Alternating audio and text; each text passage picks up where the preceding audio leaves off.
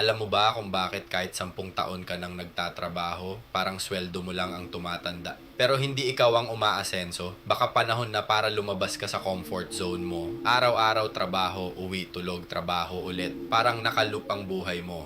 Tapos kapag payday, isang tingin sa sweldo, biglang nawawala ang motivation mo. Pero seryoso tayo, kung gusto mong umangat, kailangan mong magkaroon ng lakas ng loob na sumubok ng bago. Hindi ibig sabihin na aalis ka sa trabaho mo ngayon, sigurado ka ng yayaman bukas. Hindi ganun kadali. Kung ganun lang sana, matagal na akong nagpa-picture sa harap ng Ferrari.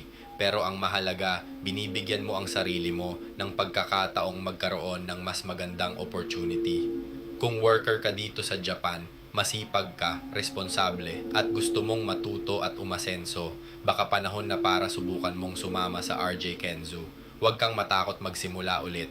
Kasi minsan, yung opportunity na hinihintay mo, nasa kabilang side lang ng comfort zone mo. At tandaan mo, kung araw-araw mong ginagawa ang parehong bagay, huwag kang magtaka kung pareho pa rin ang resulta. Kaya kung gusto mong magbago ang buhay mo, magsimula ka sa isang bagay na kaya mong kontrolin. Ang desisyon mong sumubok, baka itong taon na ito ang maging simula ng pagbabago mo. RJ Kenzo, trabaho ngayon, experience ngayon, at sana, asenso bukas. At para makapag-apply, kailangan ikaw ay kasalukuyang nasa Japan at may valid na visa gaya ng permanent resident, long-term resident, spouse, or child of Japanese national o Japanese citizen.